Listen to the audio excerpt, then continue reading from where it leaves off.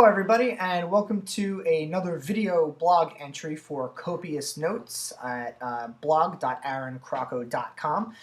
Today I wanted to post a video entry and I wanted to demonstrate to you guys about the dictation software that I keep talking about, MacSpeech Dictate.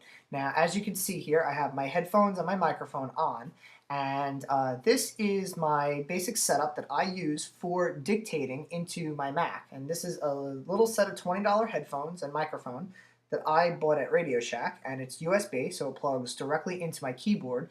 Mac keyboards have USB ports on them, and so I use this to dictate into my computer, and I use it to type emails, I use it to create blog entries, as you guys have seen previously, and most importantly, I use it to go ahead and write my books. My current book, Spirit Hackers, is what I am using it for right now.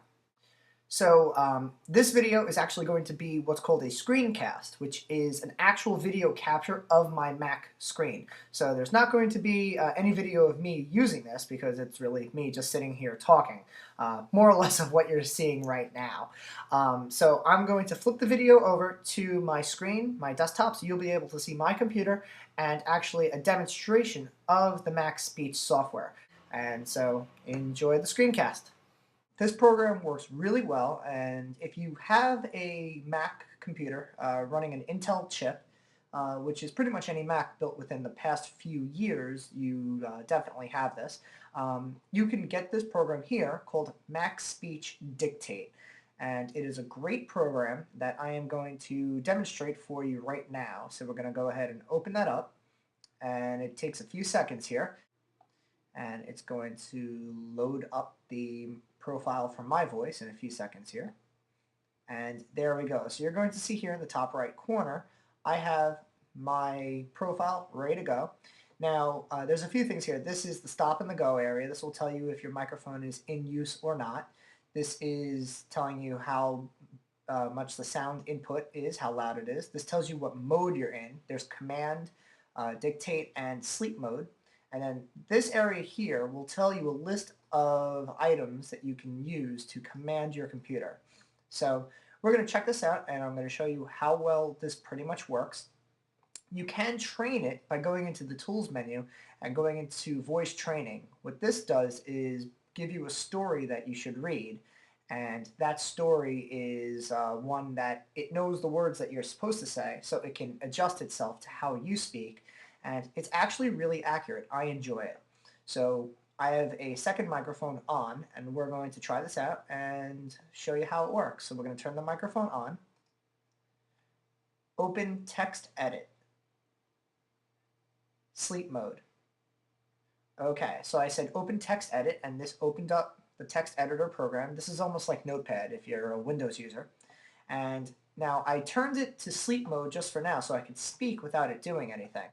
So now we're going to go ahead and actually dictate some information here. Now, I am actually going to read from a book just to make it easier because I am not so clever right now to keep things, to make things up on the fly.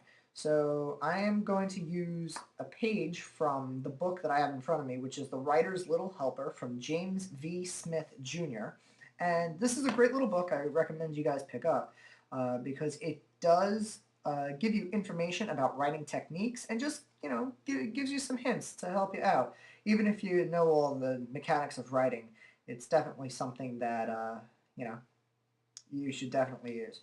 Okay, so I'm just flipping to a page here, and I'm going to go to page, looks like 78, that talks about foreshadowing. All right, so once I start here, you're going to see the text pop up in this window here. Okay, so let's go for it. Wake up.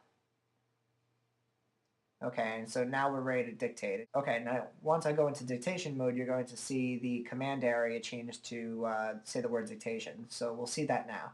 The key to dictating is to actually talk like a newscaster or somebody on television would, where you want to speak a little slower than you normally would and enunciate your words properly.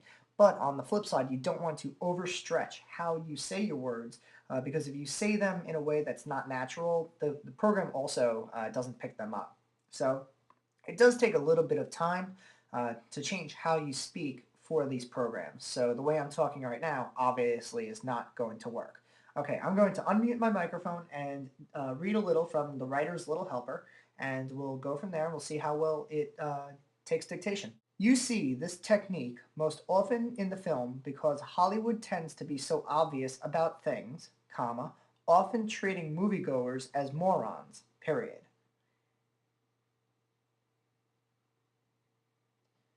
In the movie Braveheart, comma, an early scene of betrayal sets up the possibility of a pivotal betrayal at the climax of the story, period. And, just to be sure that we didn't fail to get it, comma, Mel Gibson's heroic character turns fatally stupid, comma, allowing himself to begin to be duped so often in trusting men who can't be trusted by the film's end, comma, he deserves to die of terminal stupidity, period. Okay, so now it's catching up here. And there we go. Now, I was not looking at the screen while it was going, so it's okay if it gets a little far behind because it's actually trying to interpret what you're saying, and the longer it lags, the better it will be at taking the dictation because it has a few extra seconds to try to figure out what you were saying. So now, if we look here, we're going to see that it did get a word wrong. It says pinned, and this should actually... let's see, fatally stupid, allowing surf to begin to be duped. So, we actually want to go ahead and change that word, which we can too. So, watch this. Do select pinned. Do select pinned. Begin. Go to end. Now, as you can see, it wasn't 100% accurate there. It did take me a second command to dictate that it needed to select that word, but usually it does work, I'd say about 90% of the time, so that you can go ahead and tell it to select a word, and then you can give it the correct word, and then send it back to the end. So now we could try reading something else here, and we'll see how well this works, and then we'll be pretty much good to go here. New paragraph. You can duplicate my research, period. I analyzed reviews of bestsellers, comma, the good reviews, comma, the bad, comma, and the ugly, period. I found patterns in the way people responded and sorted reader remarks into categories, period. And you see it catching up. And there we go. This actually dictated perfectly and it translated with no problem. So now at this point, we're going to go ahead and exit the program. Command mode. Now we're back in command mode where I can now command the computer to do whatever I want. Quit this application. Press don't save. So there you go. That is the MacSpeech Dictate software. It is about $200 for the program. I highly recommend it if you are going to use the dictation software a lot, or if you have any issues with typing, bad wrists, things like that, repetitive stress, and carpal tunnel, things like that. Thanks again for watching us, and visit copious notes at blog.aaroncrocco.com.